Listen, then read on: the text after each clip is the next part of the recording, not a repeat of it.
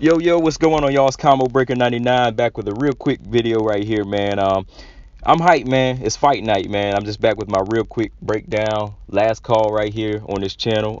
I actually did my breakdown prediction episode of the Jab podcast on the Jab Effect YouTube channel, and you could go to iTunes, Spotify, SoundCloud, Stitcher, all of those. If you want to hear the full episode, we kind of break down the fight and just talk about Errol Spence and Shawn Porter all together. But I'm just back over here, man. I kind of want to do my last call technical breakdown, before the fight takes place in a few hours. But real quick, man, just like I do, I go down the category list here with Errol Spence and Shawn Porter. Jab.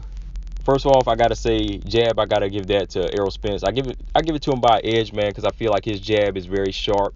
It's very straight, and he uses it well to set up the left hand. And the jab is powerful too. He packs some power in the jab. It's almost like a straight right. In his southpaw position when he throws it, and it's pretty good at setting up all his power shots and his knockouts too.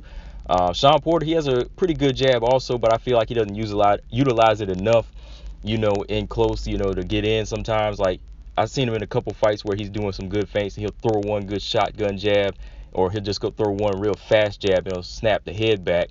He did that to Ugas a few times in that last fight, but I feel like he doesn't utilize it enough, to kind of pile up points or really set up his knockouts. He's just so dependent on that bull style. So jab, I give that to Errol Spence.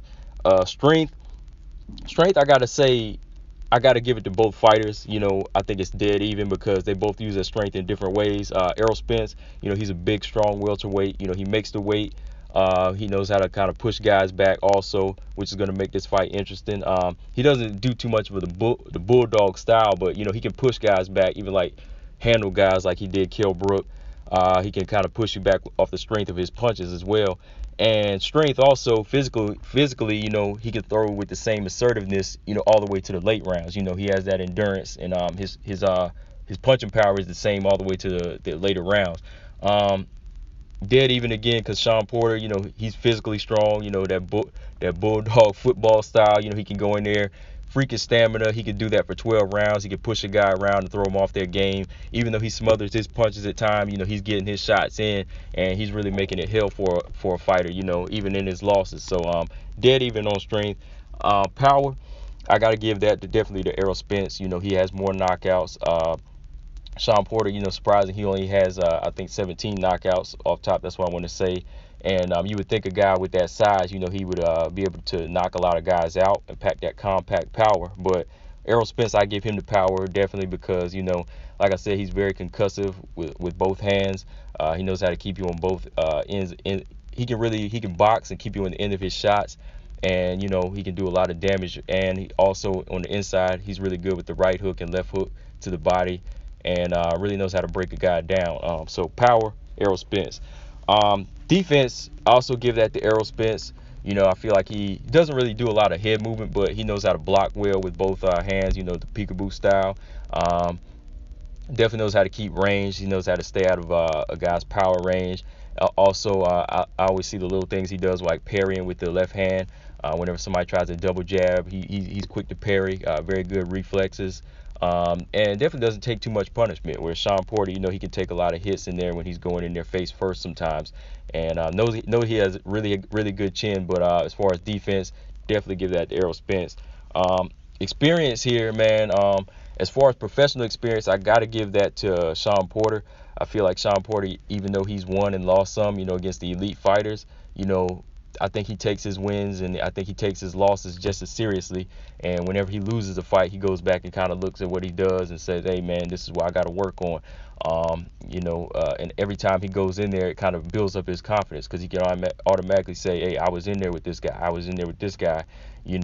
Came up short, but I could probably do some things that you can't do, So I feel like he definitely has learned from those fights. And going into this fight, he's going to be a little bit more relaxed in some ways, but not too relaxed, but definitely as far as like getting in front of the big lights now. But Errol Spence, he definitely has that pedigree. He definitely had quite an amateur background, and he was considered the full package as a fighter, even back in the amateur days. But as far as hitting this professional level and having those names on the record, I definitely got to give that edge to Shawn Porter.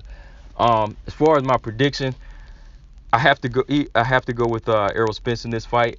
I'll probably go with it by probably a unanimous decision or possibly a late round TKO if he's able to catch Shawn Porter in those later rounds. If he breaks him down to the body and maybe catches him with the left hand whenever he's coming in head first. You know, I know Ugas was able to catch him a few times with some good shots. You know, you got to really time Shawn Porter, but I think if Shawn Porter is able to mix it up from boxing to a pressure style, it would probably go the distance. But if he goes straight in as a bulldog, I think that Shawn Porter could wear him down into the later rounds and get a stoppage. So it all kind of depends on what Shawn Porter brings to the table, and it also depends on what Errol Spence brings. You know, as far as looking for the knockout. Now, I do got to say this, you know, whenever he says looking for the knockout, I know that to me, that definitely doesn't mean that he's going in there guns a-blazing. You know, I think he's going to be looking for opportunities. You know, he could be looking for it on the back foot, or he could be looking for it, you know, as far as coming forward to set it up and see what Shawn Porter leaves open. But definitely not, I don't see Errol Spence going in there going wild, you know, guns a-blazing. So, yeah, that's my prediction on this one, man. Errol Spence by unanimous decision or possibly late round stoppage, man. But yeah, man, I'm hyped for this shit, man. I'm definitely hyped for this one, man. Yeah, I'm gonna definitely do a post-fight video. Probably gonna do some live streams on this one on Facebook on the Jab Effect as well as the Jab Effect YouTube channel. Just make sure y'all subscribe. Combo Breaker 99. I'm out. Peace.